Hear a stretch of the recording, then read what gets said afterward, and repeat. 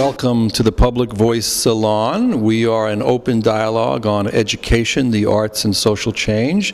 And today we have the honor of being with James Shapiro, Professor James Shapiro, one of the leading experts on Shakespeare in the world. We are in Columbia University in the Department of Philosophy here. And James and I began a conversation at the Hungarian pastry shop about a week ago, getting to know each other. And you know, one of the concerns of our show, James, has to do with the humanities and education, you know, and Shakespeare has always been at the core. You know, let's go back, 300 years. To get a good education, you had to know your Shakespeare. Thinking about that, what's happening today, I mean, obviously math and science, yes, it's important. Do you think that we're moving away from Shakespeare? And what can Shakespeare still teach us, and why do you think he's still valid? I think STEM, the science, technology, engineering, and math is clearly on the rise in this country, and for complicated reasons, not just the rise of math and science, the humanities are hurting. I'm very, very lucky to not only be able to teach literature, but to be able to teach Shakespeare, because Shakespeare is, among all humanities subjects, the one writer whose work seems to enter into every classroom in the nation, from elementary school through university. And that means I have a chance to make a difference on many levels. Wow. Now, doing some research on you, I found out something very interesting that sort of gives us a connection, because I'm also a professor of English, so we're colleagues, we're having a collegial conversation here.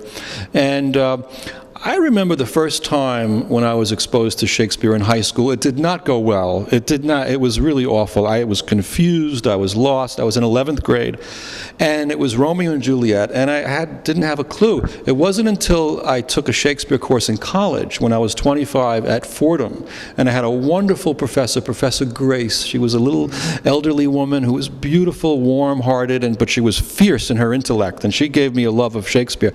You have a YouTube online where you talk about you had a similar experience, that it didn't go well. Do you think that Shakespeare is taught poorly in high school, or how could it be taught better? Yeah. You were luckier than I. I went to, as you can tell by my accent, I'm Brooklyn born and bred. Ooh, and I went to a couple high schools in Brooklyn. I didn't do very well in high school. One of my high schools was the so-called annex of Midwood High School for 9th grade, and we read Romeo and Juliet in class, and it was a terrible experience. We sat in rows, we read it. I didn't get it, and unlike most of the kids in class, I didn't even get the dirty bits. Oh boy! So I thought this Shakespeare stuff is not for me. Unlike you, I never took an undergraduate course in Shakespeare. I steered clear. So not that I hadn't read the plays in a class or two along the way, but I'm more or less self-taught as a Shakespeare scholar, and that gives me, I think, an advantage of those who study with great professors, but whose ways of thinking about Shakespeare are limited by the way they were trained. And I should say, one of the things that I do is work with students. I work with 4th graders, teaching them Romeo and Juliet in the nearby school at Columbia. I'm very interested in teacher training because I want to save kids from the experience that I had, and I want teachers to get kids to stand up, act stuff out, and make it a kinetic experience. Wow, it's amazing just to get to know you, James, and also thinking about my own education in Shakespeare, which is deficient and still in the making, kind of. Claudia and I saw A Midsummer Night's Dream the other night in Hoboken, on the Hoboken waterfront, which was incredible with the background, Manhattan, but a very complex and difficult play. I think a lot of the plays, I'm just wondering how Shakespeare education could be better. Do you think maybe the plays could be updated with the language a little bit, because some of those terms are just so outdated, and you're reading stuff that doesn't have, and then like I notice when I read Shakespeare, I'm sort of like drifting a little bit, I get confused, and all of a sudden something will snap me back in. There'll be a metaphor, there'll be a situation, certain quotes that I absolutely love. One of my favorite quotes is from As You Like It. I think it was Orlando and Rosalind, and he was in love with this woman, she was beautiful, and he says, "Oh, what beauty hangs these weights upon my tongue! I cannot speak to her, though she urged conference." Now, I was very shy growing up, and so when I read that remark, I said, my God, this beautiful metaphor of you know, your tongue being weighted down and you can't speak because of, you know, you want to talk to somebody. So it's like he shows us what our humanity is, even the difficulty parts of us, and it can be therapeutic. Do you think Shakespeare can be therapeutic? I think Shakespeare can change lives. And I think that, unlike most problems, this is one of those problems that you can throw resources at, throw money at, and change. What I mean by that is, when I started teaching 35 years ago, one of the things that I did early in my career was work with teachers from across the nation in government-sponsored institutes to train teachers who would then go back into their schools and train other teachers in a kind of trickle-down way. And a good deal of my time now is spent working, training actors, and working with directors, including through the public theater initiatives they're making, developing directors who are not, like me and you, white middle-aged guys. In other words, they're trying to create diversity in who is directing these plays and interpreting them. But there has to be money, and government money for the National Endowment of the Humanities, and even private money is not sufficient right now. We could change how Shakespeare is brought into classrooms, is brought into theaters. It's really a matter of resources. It's not a matter, yes, the language is difficult, it's 400 years old, but through the public theater and their mobile Shakespeare program that I hope we get to talk more about, I work with productions in which every word is Shakespeare's, and we go into Rikers, we go into prisons, and prisoners get it. They may not get every word, but they're with it the whole way. So if inmates or prisoners in New York State and city facilities can get these plays, anybody can get these plays, because they're some of the people for whom the least resources have been spent in their education. Wow. I remember there's this older man I used to talk to at the bar of the Hoboken Elks Club. I belong to the Elks Club. Great. Sort of a Shakespearean environment, you know, and this older gentleman who was a wealthy guy, and he had a chair on the New York Stock Exchange and the whole thing, and we would have these deep discussions, and one day he just broke out into a Shakespeare quote. The one from Macbeth, a tale told by an idiot, full of sound and fury and signifying nothing. And at first I was a little bit like confused, because this guy has a business background and he's quoting Shakespeare, you know? And I told him about that, and he says to me, you know, he said, in my day, all the big shots on Wall Street knew their Shakespeare. Isn't that amazing? Isn't that? Do you think that the big shots of today know their Shakespeare? I think in my experience, you'd be amazed at how many people, not just big shots, but across the social spectrum in America, and really since the 1830s and 40s, America has become part of Shakespeare's language and conversation. I have to say, I was thinking as you were reciting those lines beautifully from Macbeth's soliloquy, of watching the production in Rikers just this past spring, and watching the actor playing Macbeth give that speech and talk about how his wife has died and how all his ambitions and bloody actions are meaningless. And I drifted from Rob, the actor playing this, to the inmates, and you could just see them nodding along. They got it. And in a way, they got it in a way that that wealthy stockbroker did not, because they had lived Macbeth's violent life and made mistakes and he gave voice to their self-recrimination. Let's talk briefly about movies and Shakespeare, because there was that famous Romeo and Juliet movie from 1968. Well, Zeffirelli, that really kind of updated Romeo and Juliet for a whole new generation. Al Pacino has done wonderful work on Broadway, and was it Merchant of Venice, right? And Richard III also, Yes. Both of those plays. Let's go back in terms of like John Barrymore and Olivier and Orson Welles and Pacino. Who are some of your favorite Shakespearean actors? I'll probably get in trouble for this, and I'll say I love them all in the beginning because a month from now I'm going to have to work with a new one. I saw Pacino in the public theater, both at the Delacorte and then on Broadway, and his Shylock was brilliant. But my favorite Shylock of all time was F. Murray Abraham. And he played it for Theater for New Audience, and I worked on that production. And I have to say, it was just riveting. And I love Murray. He's a brilliant actor. He's a very generous man. He's a very scary guy as well. And he brings his A game and raises the level of the company. I worked with John Lithgow doing King Lear last summer in the park. He was an incredible Lear. And on the other side of the pond, I have 2 or 3 favorite actors. Patrick Stewart is a phenomenal Shakespeare actor, as well as being a great Star Wars actor.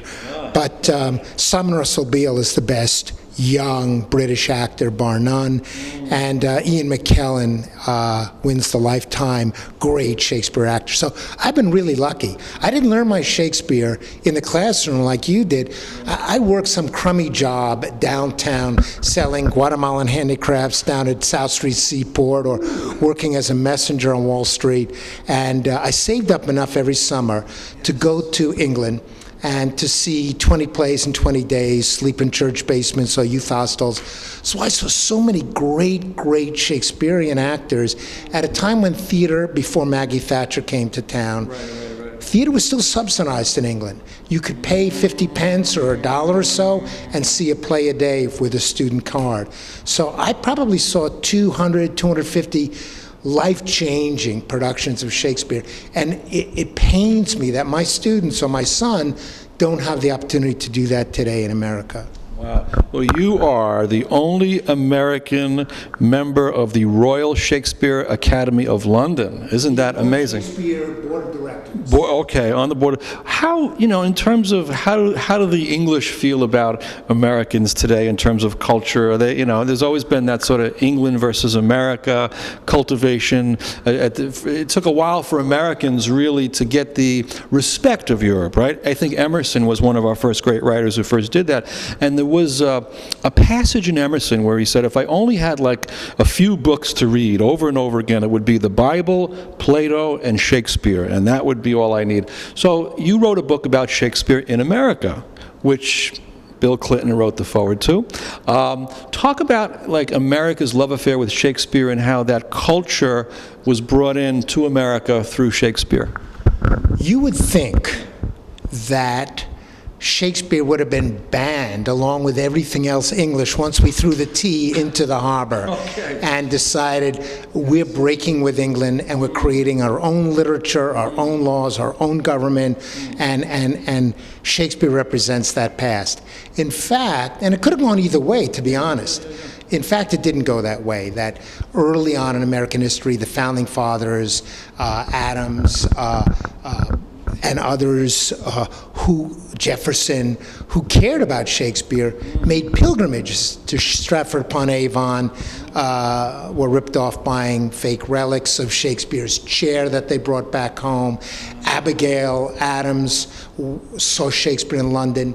Their son, the 5th President of the United States, loved Shakespeare and wrote about it. So there was a love of Shakespeare from early on. Now, I have to say, Shakespeare is also the source of conflict. I don't know how many writers in America have led to what happened in Astor Place in mid-19th century America, where a British production of Macbeth, again, was playing, and an American production was playing uptown, and blue-collar worker guys decided they didn't want this British Shakespeare, and they threw paving stones through the theater window, and the guard was called out. They were fired upon, a score were killed.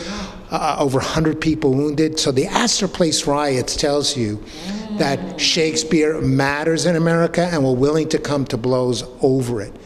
And only really in the mid-20th century did we finally accept that you didn't have to look like Sir Laurence Olivier to play Hamlet. You didn't have to sound like him. That people who even sounded like I do were able to play Shakespeare.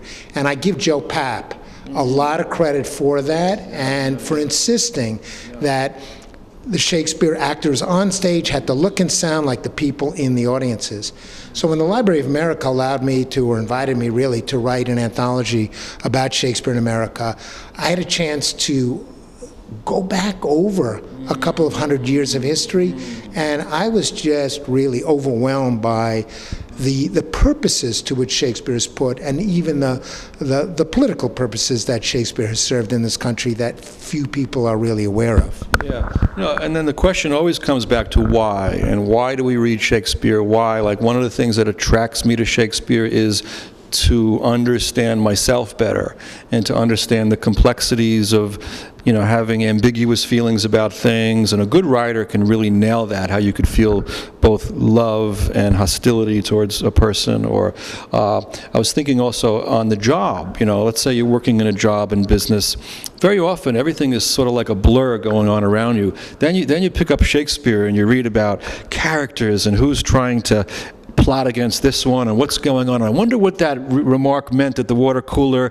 You go to Shakespeare and you learn that. And so is that part of it, the process of... Another thing I want to mention is Dartmouth. You taught at Dartmouth. Now, okay, so I come from a different discipline in English known as English education, which is more political, pedagogical. My master's is from NYU. And I learned about, in 1966, there was a conference at Dartmouth. It was the first international conference of English teachers in the world, where they all got together to talk about better practices of teaching English. And they felt that what was needed was more dialogue and less of a hierarchical approach, and they found out that in England they were using that method. They were far ahead. In New Zealand they've been using these progressive methods like John Dewey talked about and that kind of thing. And a book that came out of that conference was called Growth Through English, all about personal growth in English. So do you think like the role of conversation in a Shakespeare class, but you also need to know stuff too, so how do you balance between the personal reaction and stuff that you need to know? I think it's your insights about Shakespeare and conversation are very astute. And I think that anybody who reads Shakespeare and imbibes some of it begins to feel what you clearly feel. But there's a way, paradoxically, that Shakespeare works in a different way in conversations in this country. And I can't speak for other countries quite as well. I'm an American, and I think of it from an American perspective. There are things in this country that we don't like to talk about. We don't like to talk about the way in which inequality divides us. We don't like to talk about the ways in which race divides us in particular, or social differentiation, and or religious difference. And one of the purposes that Shakespeare serves is it's safe. You can use Shakespeare to confront and engage the things that fundamentally divide us that we can't seem to speak about openly. So what we do is we converse through Shakespeare, and I'll give you a good example. One of my absolute favorite examples, one of my best Shakespeare anecdotes that I've ever come across. In the early in 1846, America was poised really on the verge of a war over race. It wouldn't break out until 1860 in the Civil War. But by then it was clear that the divisions between North and South were strong. And there was a decision to invade Texas, which was property of Mexico, and to cross the Rio Grande and to provoke a war with Mexico so that Texas could become a slave state, which it was not. Slavery was outlawed in Texas by Mexico at that time, and expand the reach of slavery in this country. Everybody knew what was at stake. And over half the United States military was sent to Texas on this expedition. And all the men who would later become great generals in the Civil War on both sides were there together. As they were waiting orders to go across, the men started drinking and whoring and carousing, and the officers decided they had to distract them. So they built this theater, an 800-seat theater, and they decided to stage plays. And one of the first plays they decided to stage was Othello. Now, you would think this play about a black man marrying a white woman would have been the last thing they would have staged. And these are all men. So they decided they had to cast a man as Desdemona. And the first guy they thought of was Longstreet, who was an officer who would become one of the great heroes of the South and who lost at Gettysburg. But he was about my size, about 6'1", and a big guy. So they needed somebody a little smaller to play Desdemona. They ended up with a guy who was 5'7", 135 pounds, and his name was Ulysses S. Grant. Oh my God! And he played Desdemona. After the war, Longstreet is saying, he looked pretty good in a dress. Okay. In the end, he rehearsed it. He really, really nailed the part. But a friend of his, a guy named Grant was playing against, who was playing Othello, couldn't develop enough sentiment for the role playing against a cross-dressed Grant who had a little beard at the time. So they had to send for an actress from New Orleans to play it. But when I think of that story, this is what I think of. A guy who was, in a few years later, about to lead the American forces of the North against slavery, saw the world through the perspective of a white woman who had to marry a black man. And that's what I mean by Shakespeare becoming a way in which we can negotiate our differences and confront them through Shakespeare. Wow. Well, we know that, Lincoln read Shakespeare. It helped him deal with his depression. I understand that. And I've read somewhere where people who are a little psychologically troubled can find solace in Shakespeare also. And of course, the tragedies deal with big political things and conflicts that were going on.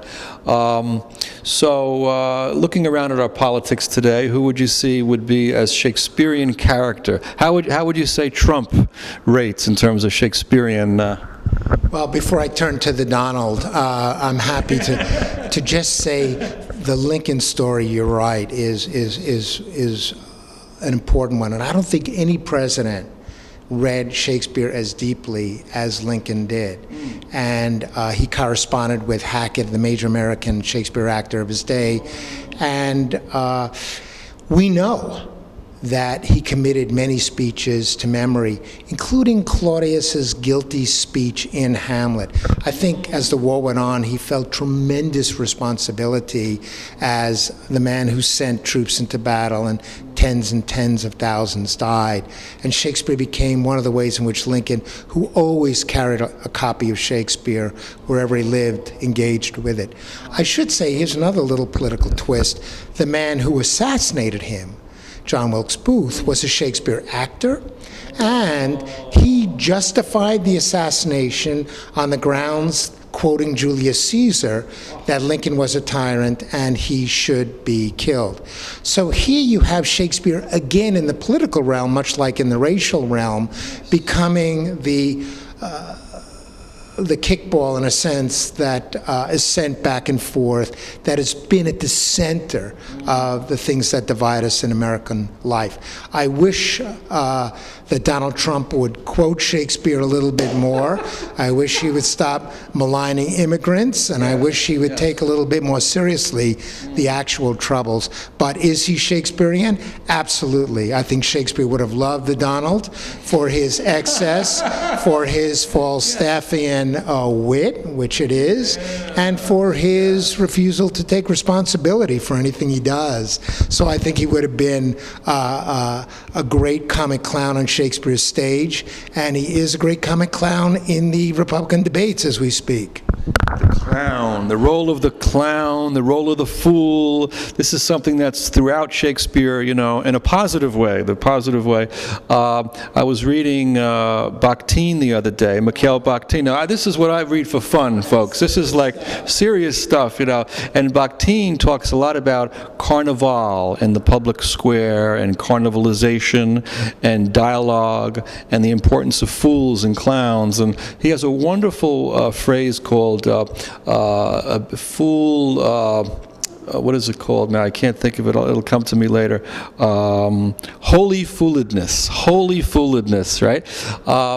There's a play going on now. There's a one-man play at the Cherry Lane Theater, Colin Quinn, where he's sort of bemoaning the loss of characters on the streets of New York, and everything is, you know, the rents are so high, you can't afford it. There's something about the Shakespearean public space, you know, the bars where the characters that you meet. Talk a little bit about that. Was Shakespeare a kind of guy he liked to hang out at the bar? He liked to, you know, talk to real people, to working class, blue collar people, criminals even. I miss the fool. Every Elizabethan company, Shakespeare's included, had a clown or a fool or a funny guy. And they would attract the funniest guys in the land.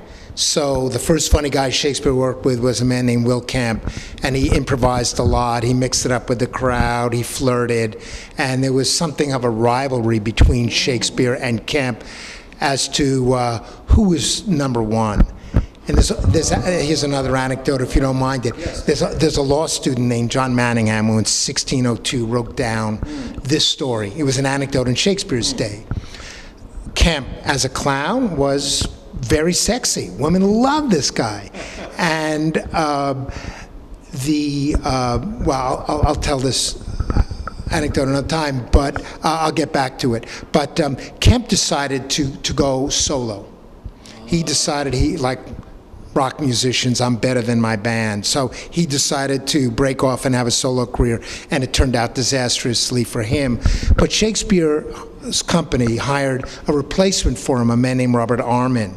And Armin was a different kind of fool. He was the guy who played Feste in Twelfth Night and the fool in King Lear. He was a wise fool. And I think we need more wise fools in this country now. People who speak truth to power in a mocking way. And to Trump's credit, and he is a clown, he does speak truth to power, although he himself would like to hold that power. The real clowns are the ones who are able to mock the truth.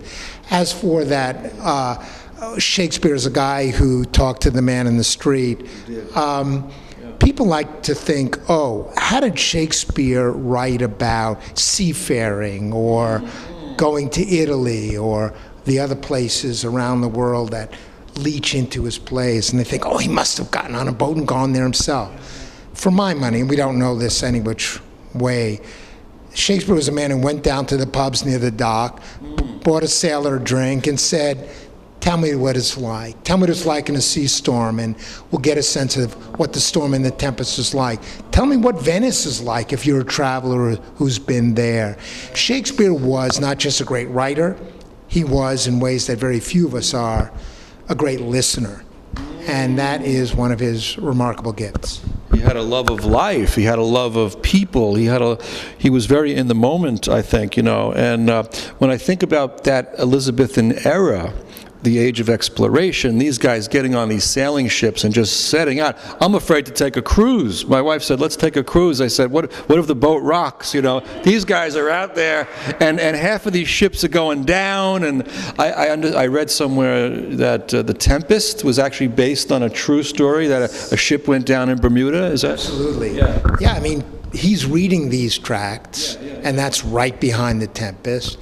He's responding to this age of exploration, and he's also sensitive long before many other writers, although De las Casas and others are seeing this already, and Montaigne as well, about what it means to go to a new world and try to reinvent yourself, when in fact it means oppressing and through disease and violence, wiping out the indigenous population.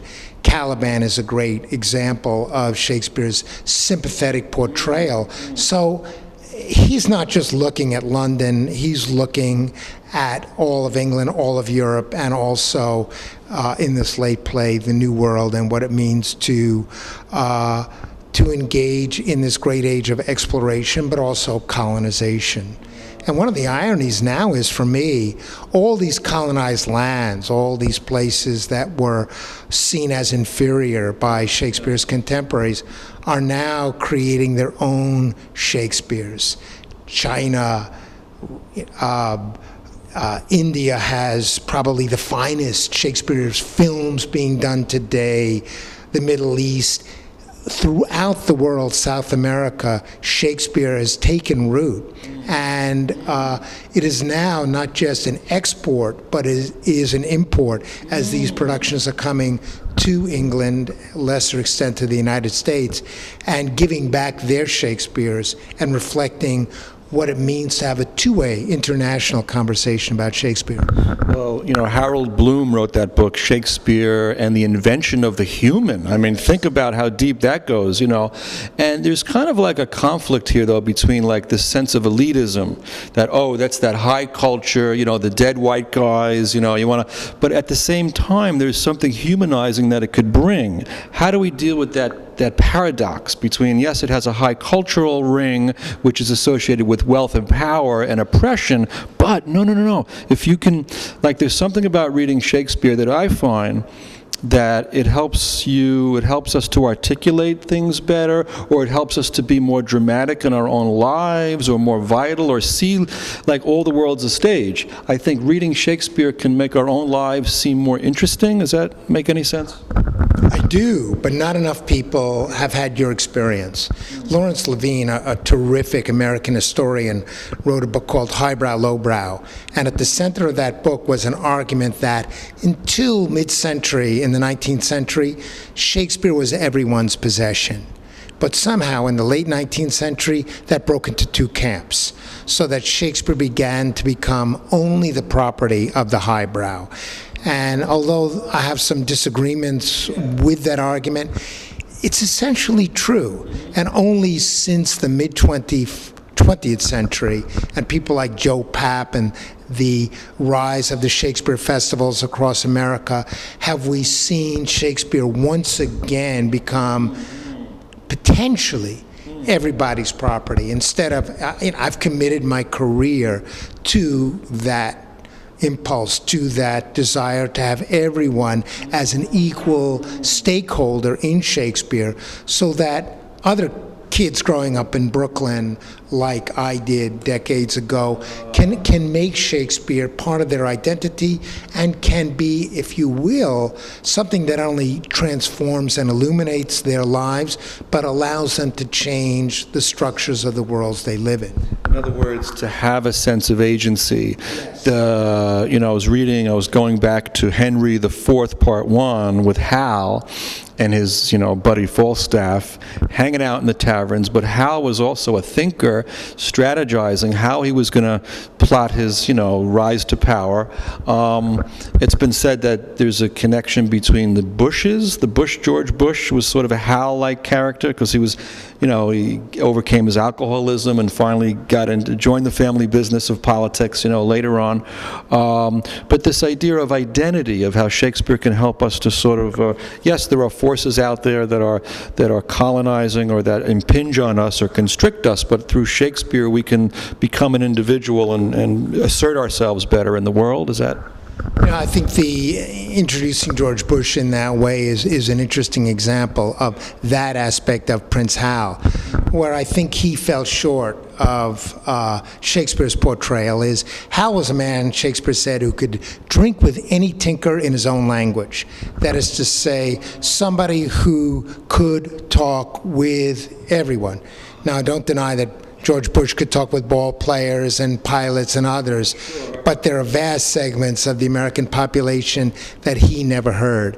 And I think if I had one line to address from Shakespeare, to politicians of all stripes right now, from Bernie and Hillary on the left all the way to the clown car of Republican candidates, is you have to be able to drink with every tinker in his own language. I think that's what the Iowa caucus and the New Hampshire primary is about. The ability to go into each living room and be able to talk the talk with people across America, not just to the wealthy donors. And I think Shakespeare understood something profound about the successful political leader in How. Well, certainly Bill Clinton, who wrote the foreword to your book on Shakespeare in America, could talk to anybody.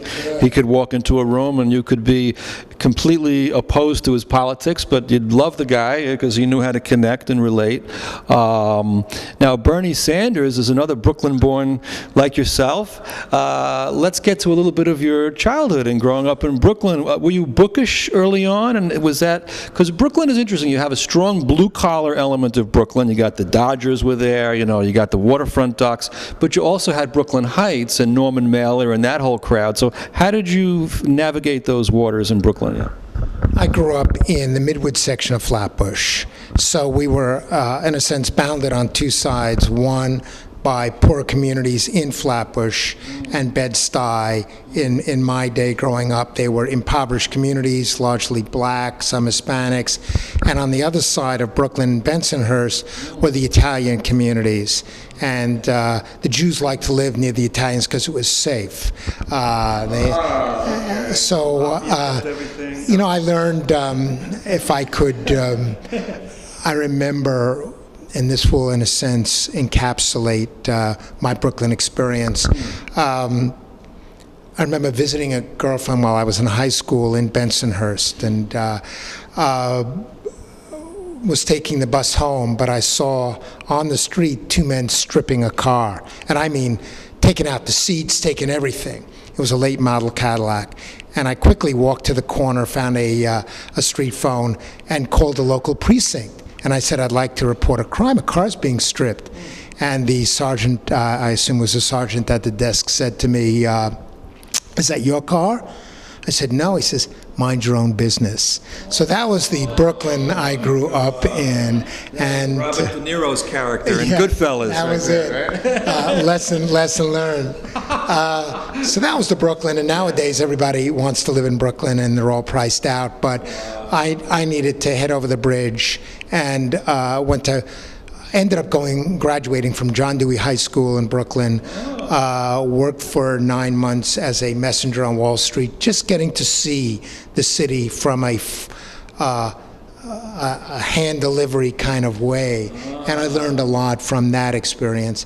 And then got very lucky and got into Columbia College, which after the '68 riots was accepting the likes of me. I was not a good student. I had a bad record. I had terrible SAT scores, even though I studied with Stanley H. Kaplan himself.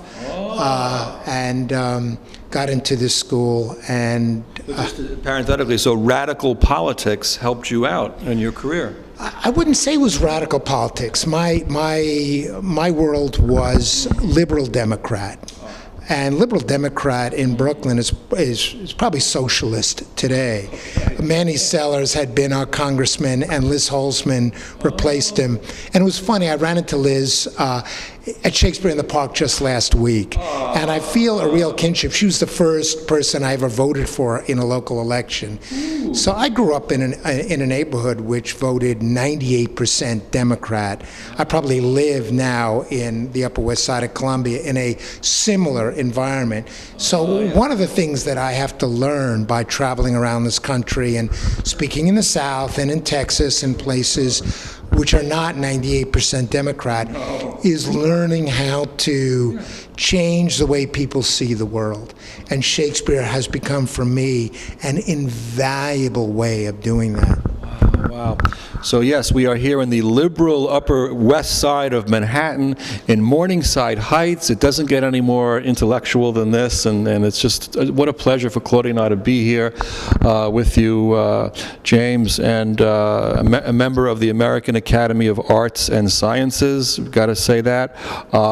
What's it like going to parties? I mean, you're the one who would be at any dinner party. You're the guy who want to be at that table, to bring in that. Do people sort of expect you to come out with Shakespearean things, or do you get tired of it sometimes? Or are you like how do you work Shakespeare into the conversations? Listening to you earlier quote Macbeth and Prince Hal and others, as good an interpreter of Shakespeare as I am, I can't remember 3 lines back to back. That's refreshing. That's empowering for me. I'm thinking, God, how does he do it? And I've been teaching that play. I did my homework before this. I work. Sound smart. I'm working on productions all the time. I just saw Cymbeline in the Park. It's a brilliant production. My son went to see it as well, and he came into the kitchen this morning. We're having breakfast, and he's reciting passages from that. I said, it's just not fair. I can't remember more than a line. So at dinner parties, I'm usually begging off. And because if I'm expected to deliver a toast or a quote that's Shakespearean, it's just he's an imposter. So I can't do that unless you put that book in front of me.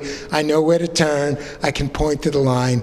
And if you need something, I'm going to a wedding or a funeral or a bar mitzvah and I need a passage, I'm happy to give you one. But I can do about 5 or 6 words in a row and that's it. But people love Shakespeare. I've rarely found those who did not love Shakespeare, one play or one character or another. So it's something that, like being a Mets fan, I suppose, or a baseball fan, it's easy to find commonality. And that's a great thing. I'd hate to walk into a room and say, I'm a scholar of Dr. Johnson or John Gower or something. And, that's what people would say. That's what I say. Where's the door? Where's the door? So nowadays, when I say I'm a Shakespearean, it's usually, can you get me into Central Park to see the play for free? Oh my gosh. Well, Charlie Rose is somebody who's come to you because now he wants to, brush up on his Shakespeare. Talk a little bit about that. You've been on his show a few times now, and is he really serious about his studies? And how's he coming along? How's our colleague Charlie Rose coming along? We love Charlie, by the way. And I do too. Charlie is incredibly impressive when he decides to master a subject, and his range of politics and economics and history and his ability as a conversationalist are unsurpassed. He decided a few years back to make himself smart about Shakespeare, and he just brought in all, David Castan, all the really the biggies. Okay. And he knew I was working on a book on the year of King Lear, and he decided to bring me in, and it was a great conversation. So, but the Rolodex for the media is a small one. So just this week, somebody came out with a very old story that Shakespeare was a pothead, and tried to say the pipes found in his backyard in Stratford had cannabis in there. So CNN called me up, threw on the sport jacket, raced down to Time Warner Building, and got to talk about Shakespeare. Said he did not inhale, and but there's always some story on Shakespeare, and it's a way of being able to move beyond the dumb argument that he was a stoner to interesting ideas about why people want to believe that, why they want to feel he didn't have the imagination to do what he did. When people ask me what Shakespeare's great, I think I told you this over coffee, Shakespeare's great accomplishment was he had no access to tea or coffee, which hadn't yet been introduced into England. So he's performing plays, rehearsing them in the morning, performing them in the afternoon, reading and writing late into the night without any double espresso, which is no mean feat. Without a double espresso. And you bought me a nice cup of coffee at the Hungarian pastry shop. That was another great bohemian moment for me. I've always loved that place. And to be Love it. I met my wife there, so it is a special meeting to me. And to be sitting there with a great scholar of Shakespeare, I say, if my friends could see me now, if my friends could see me. Let's see now, this is going forward in terms of, well, first of all, you wrote, your new book coming out is about 1606, which was a busy year for Shakespeare. He wrote King Lear, Antony and Cleopatra, and Macbeth in one year. Now your book on Shakespeare in America comes out last year, and now your new book comes out this year. I think you've had just about as busy a year as the Bard. Not as busy. I'd give everything to have written 10 lines of Macbeth. I would surrender everything. But 1606 I spent the last 25 years, sadly, working on 2 years. I spent 15 years on 1599, and then 10 years on 1606. So while I was doing with the left hand books like Shakespeare in America and books on Bavarian passion plays and and documentaries, my main project has been what happens if you read everything written about a single year and try to understand the relationship between the plays Shakespeare wrote and what was going on. And it turns out that the worse the year, the better the plays. That Shakespeare understood how to speak to the anxieties. That, there are no newspapers in Shakespeare's day. There's no radio. Other than political speeches by the king or queen or sermons, there was no way to understand what was going on. So Shakespeare's plays and those of his contemporaries and rival playwrights became the way that people understood their own situation. And in 1606, he's writing plays that speak to tremendous social and religious and political divisions in the country. And in a way that skirted censorship, but was politically tough and real and unforgiving. So my job is to bring that world to life, as if you're paging through the Daily News or the New York Times 400 years ago, as if there were such papers, feeling what was going on, and then going to the theater to see enacted there the issues that concerned you as a citizen. I was in Hell's Kitchen yesterday, and I noticed there was a sign up on the bus stop. There was a flyer up there, and it just struck me. It said, there's a play here going on at the Riverbank State Park on 145th and Riverside called, it was a comedy by Alexa Kelly, Shakespeare's Presidential Primary. Wow. What's going on with that? New to me. Did you know anything more about it? That's all I saw. I just saw the flyer and I wrote it down in my journal. So something's percolating out there, I always like to mention now that my grandmother was brought to America by a woman named Blanche Walsh, who was an actress who was, she was one of the great actresses of the Belle Epoque period, and she was in Antony and Cleopatra. That was in one of her plays that she was in. So, and she kind of passed that theatricality on to my grandmother, who would break into song if something. So there's something about theatricality. That's a word I'm very interested in. What does it mean to be theatrical? One of the things that Shakespeare did for a quarter century of his life, along with the other actors, was to wake up in the morning and put on somebody else's clothing. Now, in Elizabethan England, there were what were called sartorial laws. If you weren't making enough money or not enough, high enough in the social ranks, could not wear certain fabrics, could not wear certain trim. You had to appear as you were in your social category. So Shakespeare got to play the part of kings. He got to step out of his skin. He got to be theatrical in that way. We don't know if he played women's parts, but teenage boys got out of their clothing and, like Ulysses S. Grant, got into a dress and got to see... Before J. Edgar Hoover put on a dress. Exactly. And he didn't do it on stage. Caitlyn Jenner even. Okay. Well, those are wonderful examples. That we all live a fantasy life. We all aspire to be something other than what we are at this moment in time. Some people want to be richer. Some people want to be skinnier. Some people want to be taller. Some people want to be better looking. Some people want to be president of the United States. Some people might want to be the person who finds a cure for cancer. But we have to imaginatively put ourselves in different worlds. Shakespeare as an actor was doing that every day, and as a playwright, he was creating roles for others in his company and for the next 400 years for people to imagine themselves in different roles. That's why I love for kids in classrooms not to recite these plays, but to get into costume, or else just change clothes with somebody else or put on a crown from McDonald's and play. Feel what it likes to speak. Feel what it's like to speak like a king or a queen or a clown, and discover in yourself potential that you did not have. I remember once reading Romeo and Juliet at a time when I didn't have a girlfriend, and Romeo at the beginning of the play, people don't realize that he was pining for a love that did not. Rosalind, he was out in the woods, he was crying, and his tears were turning into clouds. It was this magical thing, and then his best friend said to him, "Hey, examine other beauties."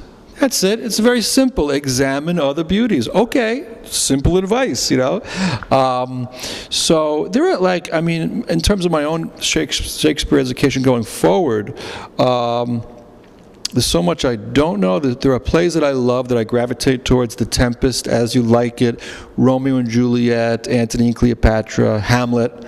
You think it's better to reread plays or to be more knowledgeable about plays that you love, or to try to cover the whole canon? If I could be a dictator and enforce this on everyone, I would tell everybody, close your books. Close the books, okay. Go to the theater. And closing my notebook. Cymbeline may be the most difficult play in the canon to read. It's just dead on arrival. You have to, it's like a musical score. You're reading notes, you're not reading words. And there's a musicality and there's a rhythm to it that you do not get until you are in the theater. And when you go into the theater, like the production that's now on in Central Park, and watching a brilliant company of actors bring these words to life, and watching 2,500 New Yorkers of all walks of life responding to this, laughing, cheering, falling in their seats, just clapping wildly. And at the end, there's a line where a man says to the man who almost destroyed his life and his marriage, "Learn to treat others better." It was just the most moving thing. And you get so much more, either from acting these plays out yourself with friends, or going to, I don't care how bad the production is, the worst production is going to change your life in a small way. And the great productions will change them irrevocably. Now, we got 5 minutes left, and I guess I'm going to be a little selfish now because I'm an English professor. We've got a great professor here, but not just from the standpoint of a professor, because I think that the ability to talk about a work of art with friends, with people, at parties or cafes, to go see a play and then go out and discuss it, or not just a play, it could be a movie or it could be a novel. How does one have better conversations about art, and how can that apply to Shakespeare? Do you have any examples of particular conversations? It's funny, I went to the movies yesterday. I don't go, I'm usually watching movies on TV or Netflix late at night, but my wife and I decided, let's just go to see a film.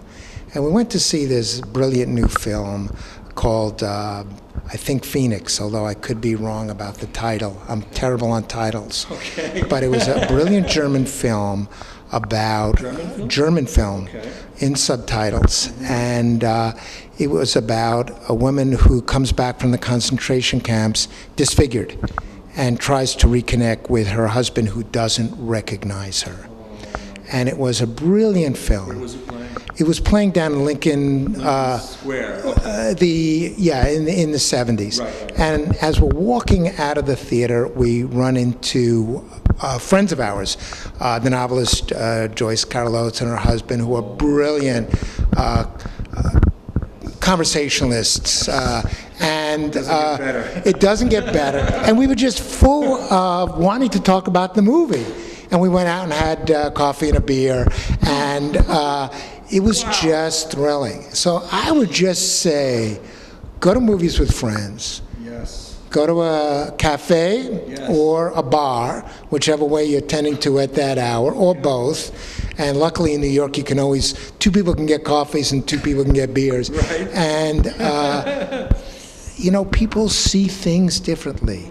We didn't know, how did it end? The movie ends abruptly, What do you think the woman was about? Why do you think another character did this? And all of a sudden, the 4 of us had radically different ways of seeing. And the same thing happens whether you're watching a film or a play or a dance. But for me, it's always Shakespeare, which is, I'm a language guy, and it's always productions. And I would just say, close up the computer. Turn off the TV. Homework assignment, folks. Homework assignment. The professor. Okay. Go, Okay. go where other people are. People ask me, what's the difference between watching a Shakespeare film and watching a Shakespeare production? Because there's some great films. I would watch the worst production over the best film. It's the difference between watching the Mets on TV, which I do many a nights. Right. But, Okay. we talked about whether we'll be doing this interview today or tomorrow. Yes. I'm going to be at Citi Field with my brother tomorrow. And Who are they playing? they're playing the Pirates, who they lost to last night. Okay. But it's a way of experiencing what I feel in a theater. I'm with 35, 40,000 people from all walks of life who are there to share in a communal experience.